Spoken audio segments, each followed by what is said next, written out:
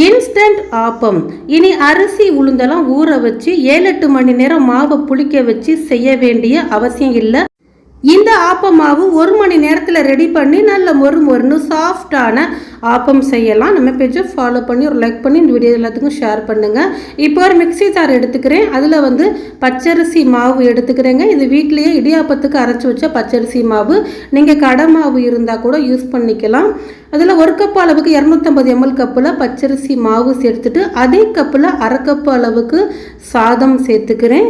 இப்போ அதே கப்பில் 1/4 கப்பு அளவுக்கு துருவின தேங்காய் சேர்த்துக்கிறேங்க. இது போல் உங்கள்கிட்ட மெஷர்மெண்ட் கப்பு இல்லாட்டினா சின்னதாக கிண்ணம் டம்ளர் அளந்து சேர்த்துக்கோங்க. எது எடுத்தாலும் அளந்து சேர்த்தா தான் சரியாக இருக்கும். இப்போ 1 ஸ்பூன் அளவுக்கு கல்லுப்பு சேர்த்துட்டு 1 ஸ்பூன் அளவுக்கு சர்க்கரை சேர்த்துக்கிறேங்க. இந்த சர்க்கரை சேர்க்கறதுனால ஆப்பம் நல்லா செவந்து சூப்பராக மொறுன்னு வருங்க. இந்த ஆப்பம் நம்ம இன்ஸ்டண்ட்டாக செய்யறதுனால இப்போ இன்ஸ்டன்ட் ஈஸ்ட்டு 1/4 ஸ்பூன் அளவுக்கு சேர்த்துக்கிறேங்க. உங்களுக்கு ஈஸ்ட்டு சேர்க்க விருப்பம் இல்லாட்டின்னா நான் என்ன சேர்க்கணுங்கிறத இடையில சொல்லியிருக்கேன். வீடியோ ஸ்கிப் பண்ணாமல் பாருங்கள். இப்போ ஈஸ்ட்டு 3/4 ஸ்பூன் அளவுக்கு சேர்த்துட்டு தேவையான அளவு தண்ணி சேர்த்து நல்லா நெய்ஸாக அரைச்சி எடுத்துகிட்டு வந்துடுறேங்க. ஈஸ்ட்டு சேர்க்கறதுனால மாவு பார்த்திங்கன்னா ஒரு மணி நேரத்தில் நல்லா புளிச்சு சூப்பராக வந்துடும். இப்போ பாருங்கள், மாவை நல்லா நெய்ஸாக அரைச்சி எடுத்துகிட்டு வந்துட்டு நல்லா நெய்ஸாக அரைச்சிக்கோங்க. நம்ம போட்ட அந்த சாதம் தேங்காயெலாம் நல்லா நெய்ஸாக அரைப்பட்டிருக்கணும். மாவு எடுத்த கப்புலேயே 1/2 கப் அளவுக்கு தண்ணி சேர்த்து நல்லா நெய்ஸாக அரைச்சிக்கிட்டேன். இப்போ இது ஒரு பவுலில் சேர்த்துக்கிறேங்க. சேர்த்துட்டு இதை மூடி போட்டு வச்சிடலாம். 1லேருந்து ஒரு 1.5 மணி நேரம் இது லைட்டாக புளிச்சு வரட்டும்.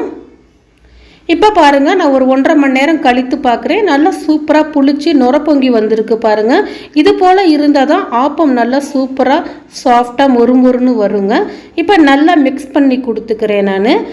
உங்களுக்கு ஈஸ்ட்டு சேர்க்க விருப்பம் இல்லை, என்கிட்ட ஈஸ்ட்டு இல்லைன்னு நினைக்கிறவங்க மாவை ஒரு 7-8 மணி நேரம் புளிக்க வச்சு சுட போகும்போது 1/4 ஸ்பூன் அளவுக்கு ஆப்பா சோடா சேர்த்து நல்லா மிக்ஸ் பண்ணிவிட்டு நீங்கள் சுடுங்க.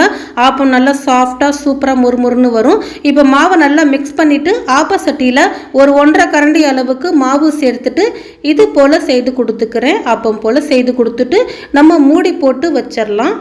நல்லா வெந்து வரட்டும். அடுப்பை மீடியமாக வச்சுக்கோங்க. மீடியமாக வச்சு நல்லா வேக வச்சு எடுத்துக்கிறேன். பாருங்கள், லைட்டாக செவந்து வந்திருக்கு. இப்போ ஆப்பம் சூப்பராக நல்லா சாஃப்டான ஆப்பம் ரெடி ஆயிடுச்சு பாருங்கள். ஓரங்கள் நல்லா மொறுன்னு நடுவில் சாப்பிட்றதுக்கு நல்லா சாஃப்டாக சூப்பராக இருக்குங்க. இப்போ அடுத்த ஆப்பமும் அதே போல் ஊற்றி காட்டுறேன் பாருங்கள். ஒரு 1.5 கரண்டி அளவுக்கு மாவு சேர்த்துக்கலாம். எண்ணெய் எதுவும் சேர்க்க தேவையில்லை. அதே போல் மாவை செய்து கொடுத்துட்டு நம்ம மூடி போட்டு வச்சிடலாங்க. இந்த ஆப்பம் கொஞ்சம் நல்லா செவந்து வர அளவுக்கு நான் வேக வச்சு எடுத்துக்கிறேன். இது போல் இருக்கிறதுனால குழந்தைங்களும் நல்லா மொறுன்னு இருக்கிறதுனால சாப்பிட்டுக்குவாங்க. இப்போ பாருங்கள், நல்லா கொஞ்சம் செவந்து வந்திருக்கு. சூப்பரான ஆப்பம், இன்ஸ்டன்ட் ஆப்பம் ரெடி ஆயிடுச்சுங்க. நம்ம அரிசியை 4-5 மணி நேரம் ஊற வச்சு மாவை 7-8 மணி நேரம் புளிக்க வச்சு செய்ய வேண்டிய அவசியம் இல்லை. இது போல் ஈஸ்ட்டு சேர்த்து செய்தீங்கன்னா இன்ஸ்டண்ட்டாக சூப்பரான ஆப்பம் செய்தெடுக்கலாம். பார்க்குறதுக்கு எப்படி இருக்குது பாருங்கள். நல்லா மொறுன்னு நடுவில் நல்லா சாஃப்டாக சாப்பிட்றதுக்கு செம்ம டேஸ்ட்டாக இருக்குங்க. இதுக்கு நான் தேங்காய் பால் சேர்த்து நாட்டு சர்க்கரை சேர்த்து தாங்க சாப்பிட்டேன். எப்பொழுதும் செய்து சாப்பிடுவோம் பாருங்கள் ஆப்பம். அதே டேஸ்ட்டில் சூப்பராக இருந்துச்சுங்க. இன்ஸ்டன்ட் ஆப்பம்னு யாருமே சொல்ல முடியாது. கண்டிப்பாக நீங்களும் இதே மெத்தடில் ஆப்பம் ட்ரை பண்ணி சாப்பிட்டுட்டு எப்படி இருந்துச்சுங்கிறத மறக்காமல் கமெண்ட்ஸில் சொல்லுங்கள். வீடியோ பிடித்திருந்தால் லைக் பண்ணுங்கள், ஷேர் பண்ணுங்கள். ஃபாலோ பண்ணாதவர்கள் ஒரு ஃபாலோ கொடுத்துருங்கப்பா.